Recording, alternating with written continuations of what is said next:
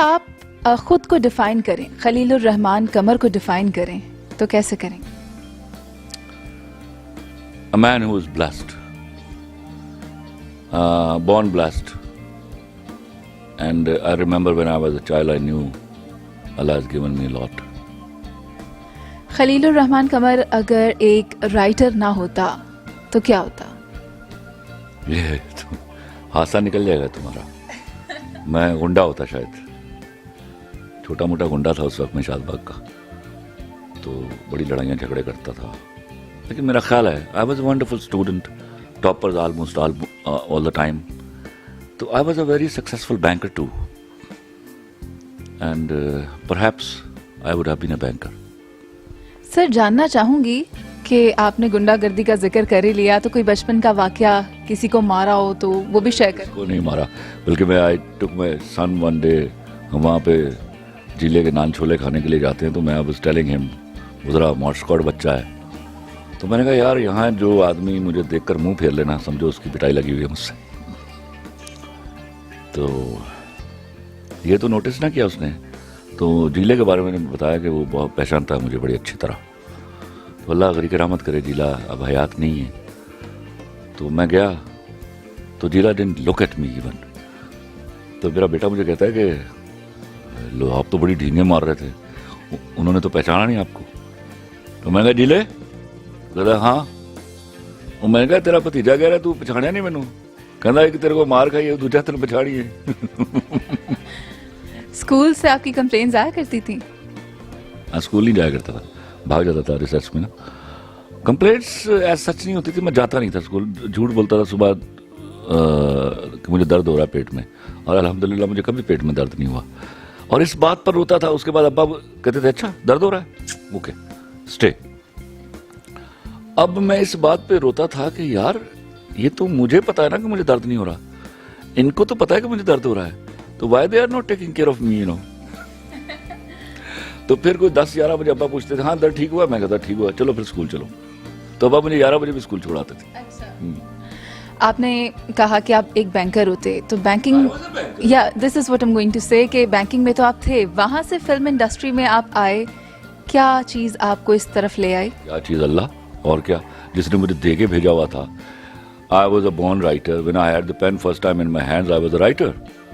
तो जिसने मुझे देकर भेजा हुआ था इतनी बड़ी अता के साथ, तो उसने मुझे लेके नहीं आना था, वही लेके आया। मेरा it was not my decision at all.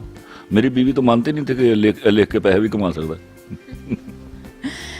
अच्छा, एक भरपूर सलाहियत वाला शायर भी आपके अंदर छुपा हुआ है, और ड्रामा निगारी क्योंकि मैं समझती हूँ टाइम टेकिंग है, तो क्या आपकी शायरी में इससे कोई कमी पेश आई या आपके लिखने में कहीं कोई रुकावट बनी? मेरे देखिए, सबसे पहले तो मैं आपको एक बात बताऊं, बुनियादी तौर पर I M A poet.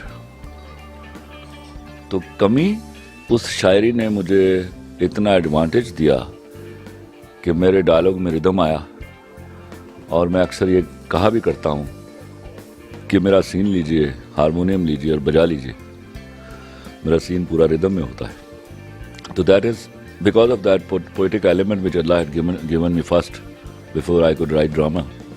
Drama तो मैंने महीना डेढ़ बाद में लिखना शुरू किया, पहले तो शायर था मैं। खलीलुर रहमान कमर साहब के कुछ अशार हैं जो मैं आपके साथ शेयर करूंगी।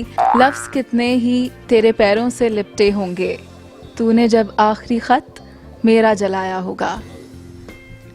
और सबसे इम्पोर्टेंट चीज़ ये है, ये मेरे मशहूर तरीन गाने के पहले 2 अशार हैं। गाना 2000 गालिबन 9 में लिखा गया या 11 में लिखा गया, लेकिन ये 2 अशार मैं जब 9th क्लास में पढ़ता था उस वक्त के। यही मैं जानना चाह रही थी कि इतने इंटेंस अशार आपने कहे, क्या बैकग्राउंड है इसका? ये तो अल्लाह के पास जाएंगे, हम दोनों वहां सवाल करेंगे। लफ्ज़ कितने ही तेरे पैरों से लिपटे होंगे, तूने जब आखिरी खत मेरा जलाया होगा, तूने जब फूल किताबों से निकाले होंगे, देने वाला भी तुझे याद तो आया होगा। और एक गज़ल थी, जब ये राहत साहब गाना गा रहे थे तो इनका फ़ोन आया मुझे। उस वक्त तक मैं राहत से मिला नहीं हुआ था ज़ाती तौर पे। तो उन्होंने मुझे कहा खलील साहब ये इतना बड़ा गाना है तो पीछे अलाप मुझे अच्छा नहीं लग रहा, अगर मुझे 2 अशार मिल जाएं। तो मैं उस वक्त प्यारे अफजल का कोई मेरे ख्याल में 21वां एपिसोड लिख रहा था, तो वो ऑन एयर भी था साथ। तो मैंने रोका उसको और मैंने कोशिश की लिखने की, और मैंने कहा हमिंग सुना दो मुझे ताकि वजन हो जाए। 2 दफ़ा 3 दफ़ा हमिंग सुनाई गई। मैं घंटा भर कोशिश करता रहा, नाकाम हो गया। फिर मैंने फ़ोन किया, मैंने कहा दोबारा हमिंग सुनाए। उन्होंने दोबारा हमिंग सुनाई तो मैंने अपनी पुरानी गज़लों को ढूंढना शुरू किया जो उसके वज़न पर आती थी। तो ये गज़ल निकली, और इसके 2 अशार मैं और भी सुना देता हूँ जो कम कम लोगों को मालूम है। लफ्ज़ कितने ही तेरे पैरों से लिपटे होंगे, तूने जब आखिरी खत मेरा जलाया होगा, तूने जब फूल किताबों से निकाले होंगे, देने वाला भी तुझे याद तो आया होगा, तूने किस नाम से बदला है मेरा नाम बता, तूने किस नाम से बदला है मेरा नाम बता, किसको लिखा तो मेरा नाम मिटाया होगा, यूं ही कुछ सोच लिया होगा मैं करने का सबब, फिर मेरा जुर्म भी लोगों को बताया होगा। आपके ड्रामाज में ये सेंसेशन और फिक्शन भी देखी गई, बहुत ज़्यादा लोगों की जानिब से उसको पजीराई भी मिली। कहीं ऐसा तो नहीं कि बढ़ा भी देते हैं कुछ ज़ेवे दास्तां के लिए? मैं जहाँ ड्रामा, बल्कि मेरा एक सीरियल था ज़रा याद कर, उस पर आज तक मेरा और बड़ी मेरी अजीज़ दोस्त हैं, वो अल्लाह उनको ज़िंदगी दे, और बहुत बड़ी वो प्रोड्यूसर भी हैं और चैनल भी रन करती हैं, मोमना दुरैत। उनसे मेरा आज तक इस बात पे शदीद समझिए सर्द जंग है कि मैं उसका 22वां एपिसोड पे उसको वाइंड अप करना चाहता था, और शी वांटेड कि मैं एपिसोड बढ़ा दूं। बल्कि उन्होंने डायरेक्टली मुझसे नहीं कहा था, मेरे प्रोड्यूसर को कहा, तो I was not ready to. उन्होंने फिर ये गलती की कि 5-6 एपिसोड खुद लिख लिए, और वही 5-6 एपिसोड उस ड्रामे को बर्बाद करके चले गए। वो सुपर हिट सीरियल था। आपके कौन से ड्रामा का रिस्पांस ज़्यादा अच्छा था, प्यारे अफजल या मेरे पास तुम हो का? देखिए, प्यारे अफजल का में सोशल मीडिया इतना स्ट्रांग नहीं था जितना आज था जब मेरे पास तुम हो चला है। तो उसका भी आखिरी एपिसोड हमने सिनेमा में चलाया था, लेकिन वो 1-2 सिनेमा में था, और वही रिस्पांस था जो मैंने हाल देखा था सिनेमा में।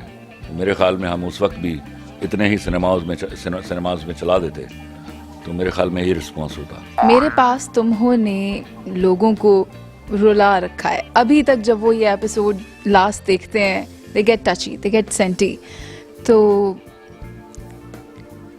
आप आगे भी कोई इस तरह का मेजर क्रिएशन लाने वाले हैं? कोई देखो, इसे जब ड्रामा लिखा जाता है ना, आप सिर्फ, मैंने जब भी लिखा इतनी ही ऑनेस्टी के साथ लिखा जैसे मैंने मेरे पास तुम हो को लिखा।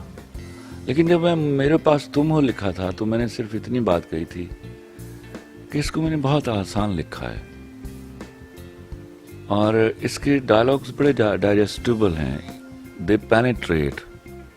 ये नहीं मालूम था कि वो पता नहीं परवरदिगार को क्या बात पसंद आ गई, और कबूलियत यहाँ तक हुई कि आप सब लोगों ने ये आलम होते हुए देखा।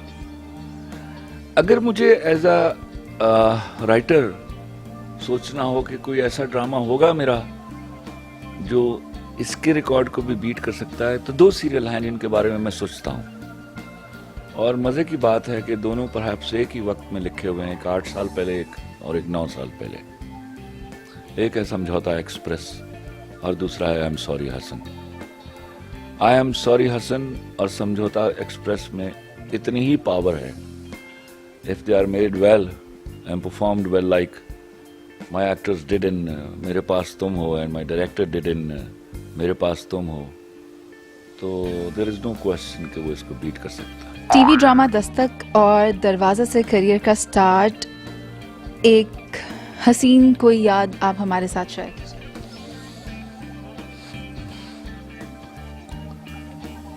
मेरे लिए हसीन बस यही होता है कि काम ख़त्म हो जाए। Accomplishment is the beauty in the work, वरना हसीन यादें कम हैं। चूँकि मैं एक परफेक्शनिस्ट हूँ, तो मेरी डिमांड भी होती है कि मैं परफेक्शनिस्ट हूँ, मतलब आई ट्राई टू, मैं ना हो सकूँ मुझे उसकी माफ़ी दीजिएगा, but I try to do things perfectly well. तो यही मेरी रिक्वायरमेंट होती है from my actors, from my staff, कि they should do it in a very perfect way and in a very honest way. तो उसके लिए I go to any length.